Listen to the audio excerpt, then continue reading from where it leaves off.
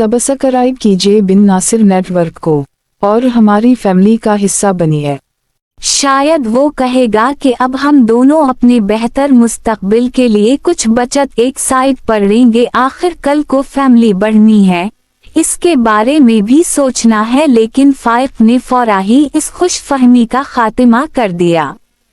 Mobile नया लेना है यार, ये मोबाइल 3 साल से चला रहा हूँ, अब बस हो गई है। मेरी सब दोस्तों के पास नए से नया मॉडल है, मैं अभी तक उसी पर हूँ। वो बेजारी से मोबाइल की तरफ इशारा करके बोला।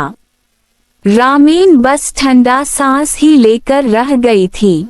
पड़ोस वाली आंटी मुसर्रत मिलने आई थी। रामीन चंद ही दिनों में पड़ों की सभी आंटियों से बखूबी वाकिफ हो चुकी थी। वो आते तो इसकी सास के पास थी, लेकिन इन्हें भरपूर कंपनी इसके ससुर साहब देते थे। शब्बीर भाई कहते इन खवातीन के मुंह ना सूखते थे, और बेचारी नाज़मा आंटी को तो इन औरतों के पास 2 घड़ी बैठने को फुर्सत ना मिलती। भाई नाज़मा मुसर्रत बहन आई हैं, चाय के साथ कबाब भी जरूर फ्राई करना, वो बीवी को मुखातिब करते। नाज़मा ठंडा सांस भरकर किचन की राह लेती। महंगाई का ये आलम है, अपना पूरा नहीं पड़ता और तुम्हारे अबवान औरतों की आमद पर इतना एहतिमाम करवा लेते हैं। ये कबाब इसलिए बनाए थे कि इस हफ्ते दाल सब्जी बनाकर गुजारा कर लूंगी, शाम को सब्जी के साथ तुम लोगों को एक एक कबाब फ्राई कुर्दों की खाली सब्जी तुम्हारे हलक से कब उतरेगी। नाज़मा हिफ्सा से मुखातिब थी, लेकिन ये गुफ्तगू किचन के बाहर से गुजरती रामीन के कानों में भी पड़ रही थी। अफवाह अम्मी, मेहमान तो अल्लाह की रहमत होते हैं, आप दिल छोटा ना किया करें, अब्बू की तरह बड़े दिल वाली बने। हिफ्सा एक कबाब पर हाथ साफ करते हुए माँ को मुफ्त मशवरे से नवाज कर चलती बनी।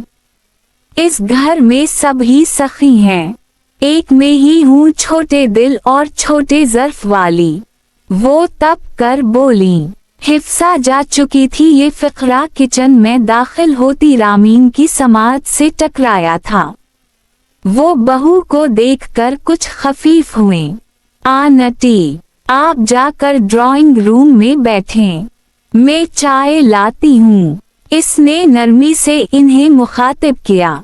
बेटा निम्को और बिस्किट भी रख लेना, फिर बोलेंगे तुम्हारे अब्बू, वो धीरे से कहती किचन इसे सौंप कर बाहर निकल गईं।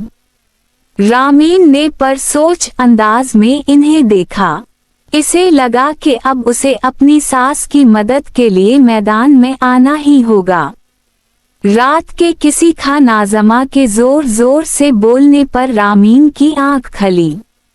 रामीन घबरा कर उठी थी। फाइफ को भी कंधा हिलाकर जगाया। जाकर देखे आंटी किसी पर बिगड़ रही हैं। फाइफ ने कान लगाकर बात सुनने की कोशिश की। अरे कुछ नहीं यार, अम्मी शारिक पर गुस्से हो रही हैं, देर से घर आता है, अम्मी को उसके इंतजार में जागना पड़ता है। फाइफ इसे बताकर फिर करूट बदल कर सो गया।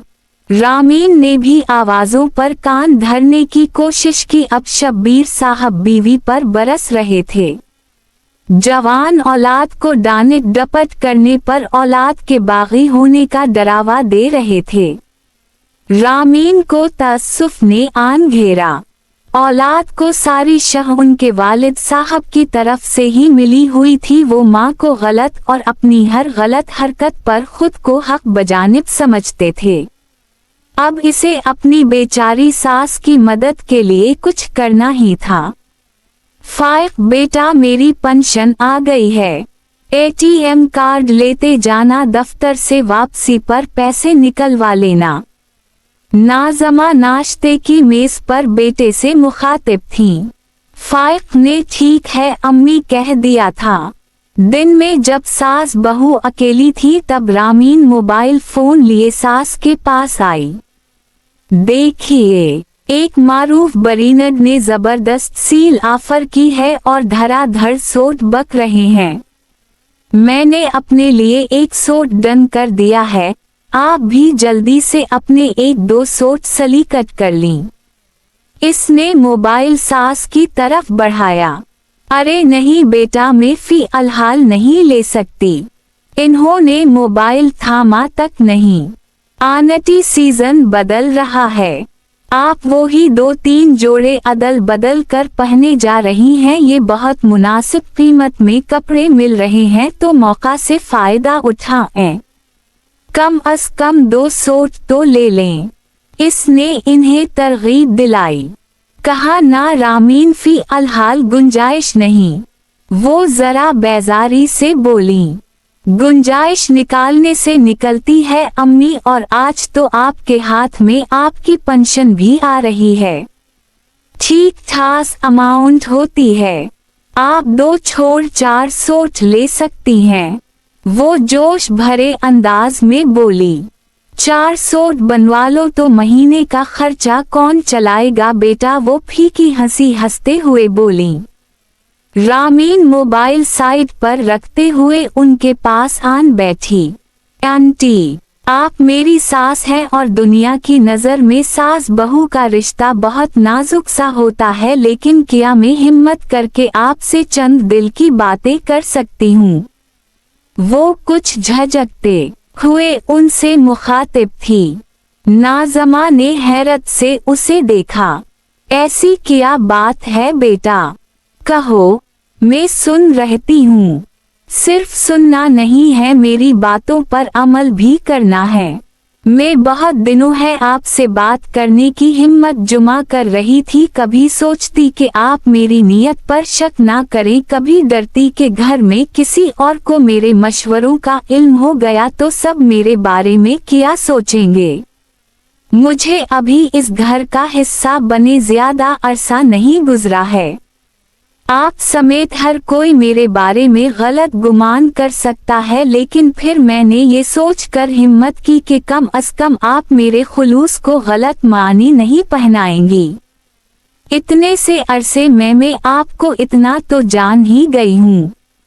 रामीन ने तवील तमहीद बांधी। इस बार नाज़मा ने मुस्कुराकर उसे देखा। अच्छा, तो मेरी बहू अपनी सास को किन मशवरों से नवाजने लगी है? वो दिलचस्पी से उसे देख रही थीं। रामीन को उनके अंदाज से हौसला हुआ।